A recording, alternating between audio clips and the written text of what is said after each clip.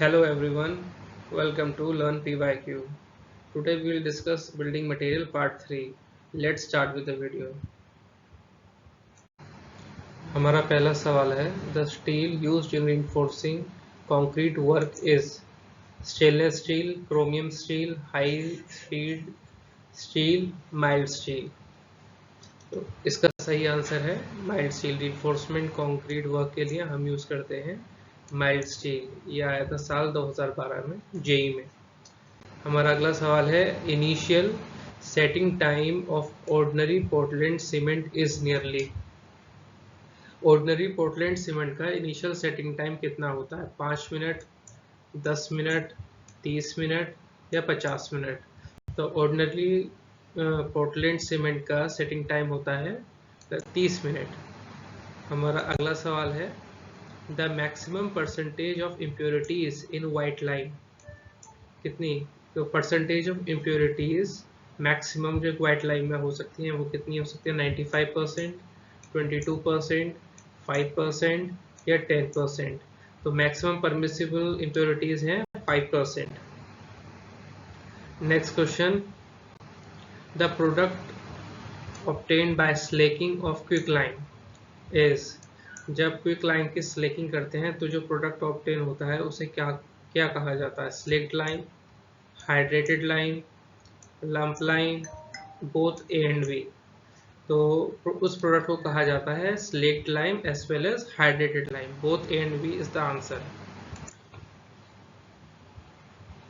Next question है 1 cubic meter of mild steel weighs about 1000 kg, 5250 kg, 7850 kg, 10,000 kg।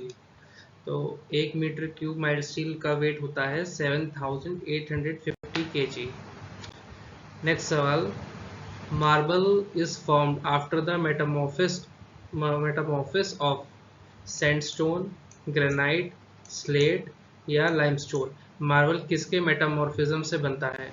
ये बनता है limestone के मेटामॉर्फिज्म से।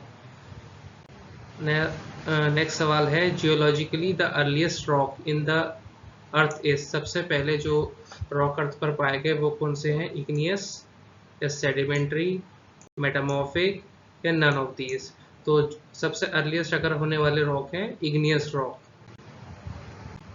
अब नेक्स्ट सवाल है स्पेसिफिक सरफेस ऑफ एग्रीगेट में be defined as. Specific surface को कैसे डिफाइन किया जाता है? Surface area per unit weight, length per unit volume, surface weight per unit area या surface weight per unit volume. तो स्पेसिफिक सरफेस किसी भी एग्रीगेट या किसी भी सीमेंट का डिफाइन किया जाता है surface area per unit wait. तो इसका करेक्ट ऑप्शन है ऑप्शन नंबर ए। अगला सवाल है हमारा the compacting factor of 0.88 for fresh concrete sample indicates a mix of. अगर किसी कंक्रीट सैंपल का कंपैक्टिंग फैक्टर 0.88 है तो वो क्या इंडिकेट करता है? किस तरीके का मिक्स है? हाईली वर्केबल मिक्स है, मीडियम वर्केबल, लो वर्केबिलिटी और वेरी लो वर्केबिलिटी। तो 0.88 डिनोट करता है मीडियम वर्केबिलिटी। नेक्स्ट सवाल है according to IS 399/1963 the weight of timber is specified as. तो टिम्बर का वेट स्पेसिफाई किया जाता है, पहले ऑप्शंस हैं 8% moisture content, 10% moisture content, 12% moisture content या 14% मॉइस्चर कंटेंट। तो टिम्बर का weight as per this IS code specified at about 12%। 12% इसका सही आंसर है। ये पूछा गया था UJVNL AE 2021 में। अगला सवाल है rapid hardening cement attains early strength due to. जो रैपिड हार्डनिंग सीमेंट में अर्ली स्ट्रेंथ आती है वो किस वजह से आती है? ऑप्शंस है larger proportion of lime grounded finer than normal cement, मतलब लाइम को ज़्यादा फाइनर ग्राउंडेड कर दिया गया in comparison to normal cement. और lesser proportion of lime grounded coarser than normal cement, या कि मतलब लाइम को ग्राउंड कम किया गया है as comparison to normal cement. Option C है lesser proportion of lime grounded finer than normal cement, और larger proportion of lime grounded coarser than normal cement. तो इसका आंसर है लाइम को लार्जर प्रोपोर्शन में फाइन ग्राउंड कर दिया गया, मतलब option number A than normal cement. अगला सवाल है ultimate strength of cement is provided by. Ultimate strength जो आती है सीमेंट की किसकी वजह से आती है? 4 कंपाउंड्स हैं जिसमें ऑप्शन नंबर ए है tri calcium silicate, di calcium silicate, tri calcium aluminate, tetra calcium aluminoferrite. तो जो अल्टीमेट स्ट्रेंथ होती है वो आती है डाई कैल्शियम सिलिकेट की वजह से, option number B. Next question है the minimum compressive strength of first class brick should be. First class brick की मिनिमम कंप्रेसिव स्ट्रेंथ कितनी होती है? 75 kg per centimetre square, 90 kg per centimetre square, 100 kg per centimetre square, 120 kg per centimetre square. तो minimum compressive strength होती है 100 kg per centimetre square. तो answer हो गया ऑप्शन नंबर सी। अगला सवाल है a stone is rejected if it absorbs water more than. आप स्टोन को रिजेक्ट कर देते हैं एज अ बिल्डिंग मटेरियल अगर उसका वाटर एब्जॉर्प्शन कितना हो जाए या कितने से ज़्यादा हो जाए। ऑप्शन है 5%, 10%, 15% या 20%। तो स्टोन रिजेक्ट हो जाता है जब उसका वाटर एब्जॉर्प्शन 5% से ज़्यादा हो जाए। अगला सवाल है which of the following material increases the motor compressive strength. ऐसा कौन सा मटेरियल है जिसके इंक्रीज होने से मोटार का कंप्रेसिव स्ट्रेंथ बढ़ जाता है? ऑप्शन है motor joints profile, Portland cement, sand या लाइम। इन चारों में से क्या बढ़ाएंगे ताकि मोटार का कंप्रेसिव स्ट्रेंथ बढ़ जाए? अगर आप उसमें पोर्टलैंड सीमेंट बढ़ाएंगे इन चारों ऑप्शंस में से तो कंपैरेटिव टू अदर्स इसका स्ट्रेंथ ज़्यादा हो जाएगा। अगला क्वेश्चन है a pozzolanic material must be compose mainly of. एक पोज़ोलानिक मटेरियल में मेनली क्या कंपोज होता है? Microscopic silica, microscopic and amorphous silica, microscopic and crystalline silica या ऑल ऑफ द अबव। तो पोज़ोलानिक मटेरियल के अंदर होता है microscopic and amorphous silica. Next question है opal is a type of. Opal किस टाइप का रॉक है? मेटामॉर्फिक है, सेडिमेंट्री है, इग्नियस है या it is a kind of mineral. तो opal is a kind of igneous rock. Next question is slate is a type of sedimentary rock, igneous rock, metamorphic rock या none of these. तो slate is a type of metamorphic rock. Next सवाल है in the production of quick setting cement we add. जब आप quick setting cement तैयार करते हैं तो उसमें आप क्या डालते हो? Less amount of gypsum in powder form, gypsum की मात्रा को कम कर दिया जाए तो क्विक सेटिंग हो जाएगा, या more amount of gypsum in powder form, alumina sulphate in powder form, pozzolana in powder form. तो क्विक सेटिंग सीमेंट के लिए एल्यूमिना सल्फेट इन पाउडर फॉर्म। अगर आप एल्यूमिना का कंटेंट बढ़ा देंगे तो उसमें क्विक सेटिंग प्रॉपर्टी आ जाएगी। तो answer option number C is the right answer. अगला सवाल है a good brick should not absorb water by weight more than. एक गुड ब्रिक कितना वाटर कितने परसेंट वाटर एब्जॉर्ब कर लेना चाहिए, इससे ज़्यादा नहीं कर रहे। तो ऑप्शन है 10%, 20%, 25, 30। तो सही आंसर है 20%। Good brick should not absorb water more than 20%। 20% से ज़्यादा पानी एक गुड ब्रिक एब्जॉर्ब नहीं करना चाहिए, अदरवाइज इट कॉम्प्रोमाइज हो जाएगा स्ट्रेंथ से। अगला सवाल है as per IS specification the minimum compressive strength of first class brick should be. तो minimum compressive strength of first class brick should be कितना? ऑप्शंस हैं 75 kg per centimetre square, 100 kg per centimetre square, 125 kg per centimetre square and 140 kg per centimetre square. तो as per IS specification 100 kg per centimetre square should be the correct answer, option number B. Next question, fineness of cement is tested by. Cement की fineness आप किस method के through check करते हैं? Options हैं air content method, air permeability method, ली Chatelier apparatus या विकार्ट apparatus. Fineness major करने के लिए आपको यूज करना पड़ता है एयर परमेबिलिटी मेथड। तो option number B is the correct answer. Next सवाल है, for marine works best suited cement is. Marine work, suppose कीजिए आपको कोई मेरीन वर्क करना है किसी सी के किनारे, तो सबसे सूटेबल सीमेंट कौन सा होगा इन चारों में से? Low heat Portland cement, rapid hardening cement, ordinary Portland cement, blast furnace slag cement. तो मेरीन वर्क्स के लिए आप यूज करते हैं blast furnace slag cement. Reason ये है इसका, sulphur is quite dangerous to OPC, ordinary Portland cement, but blast furnace slag cement has good resistance against sulfur content. अगला सवाल है, the specific gravity of commonly available ordinary Portland cement. Ordinary Portland cement की specific gravity क्या होती है? Option है 4.92, option number B 3.15, option number C 2.05, option number D 1.83। तो commonly available ordinary Portland cement की स्पेसिफिक ग्रेविटी होती है 3.15। That means the answer is option number B. ये भी पूछा गया था UPCL AE 2021 के अंदर। अगला सवाल है, the maximum bulking of sand is likely to occur at a moisture content of.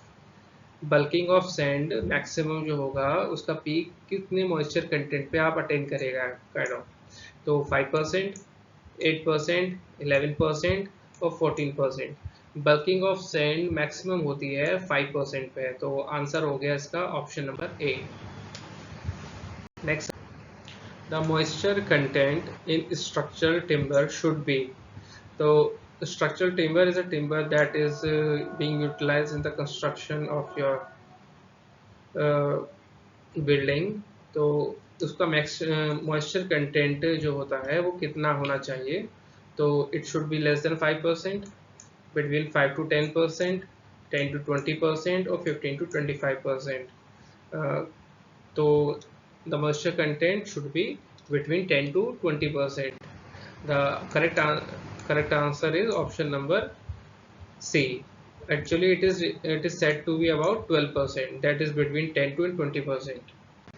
Next question, what is the treatment for making the timber fire resistant? Timber को फायर रेजिस्टेंट के लिए आप कौन सा प्रोसेस यूज करते हैं?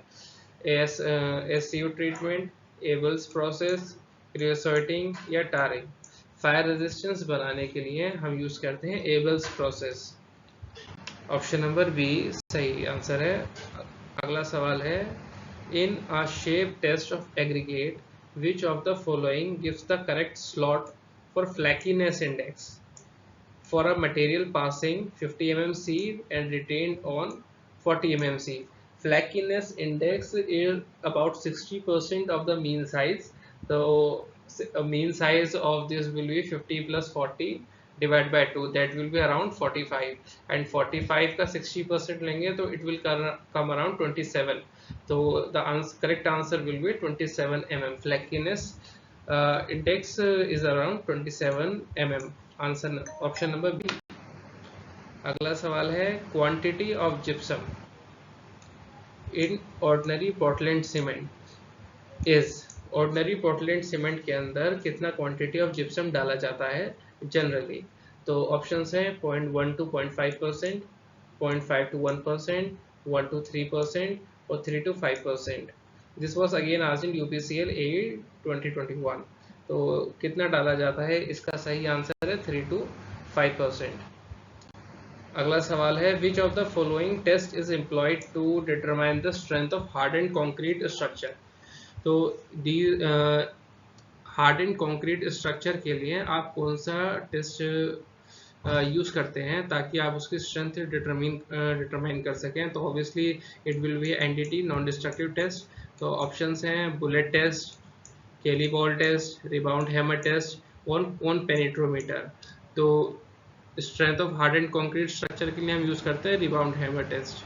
Option number C is the correct answer.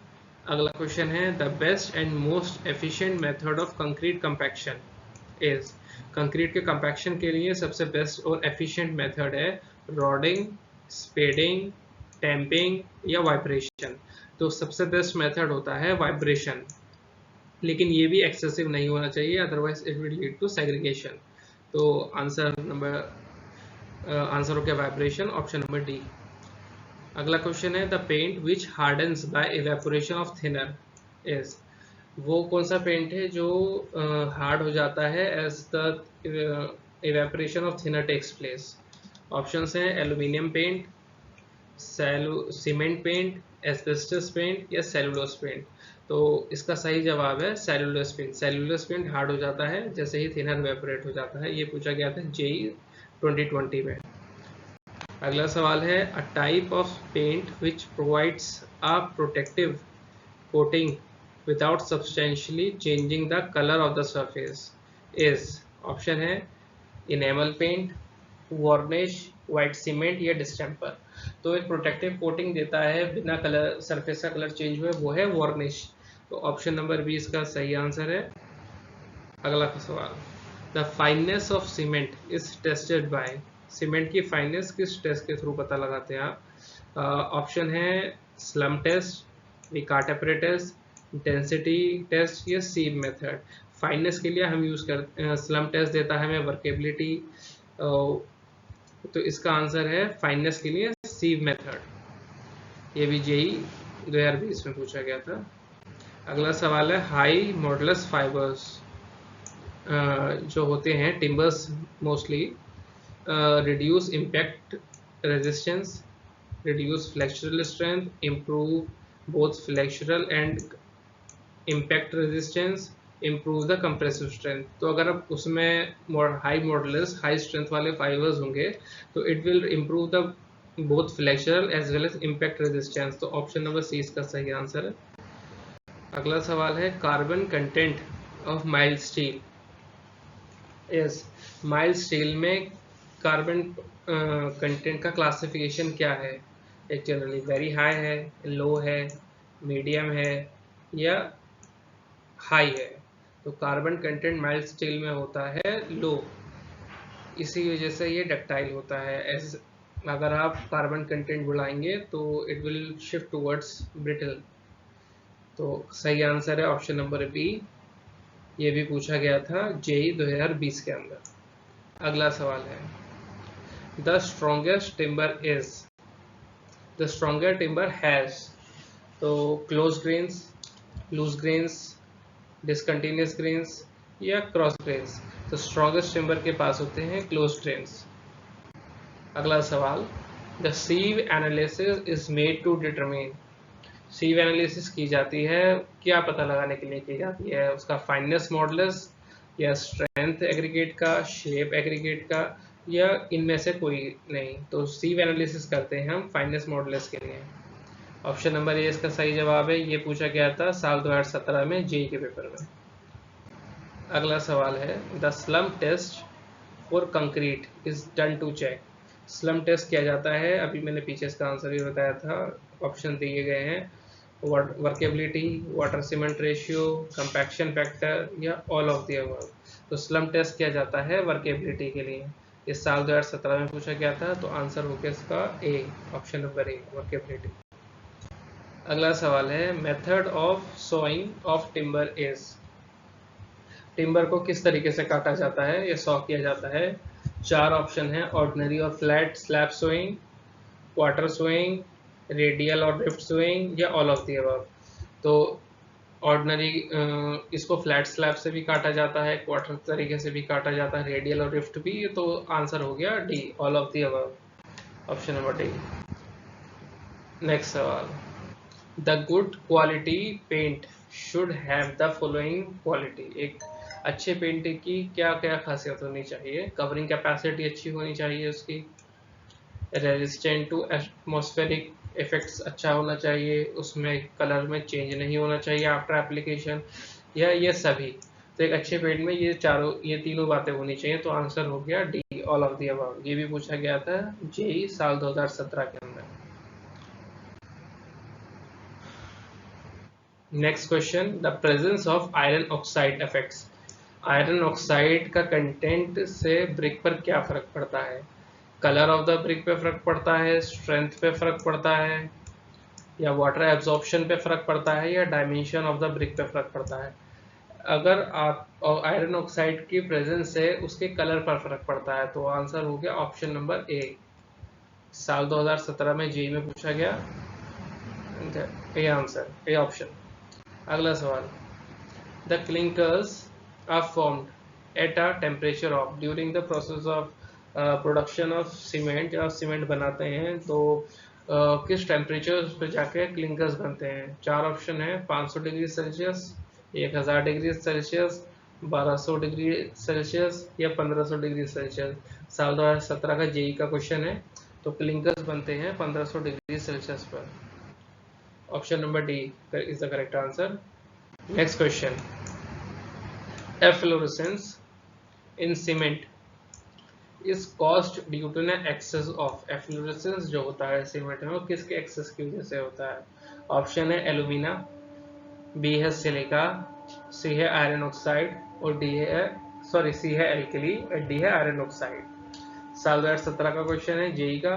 तो efflorescence होता है हमारा एल्कलीज की वजह से, तो आंसर है सी, ऑप्शन नंबर सी। अगला सवाल है, constituent of an ideal varnish are.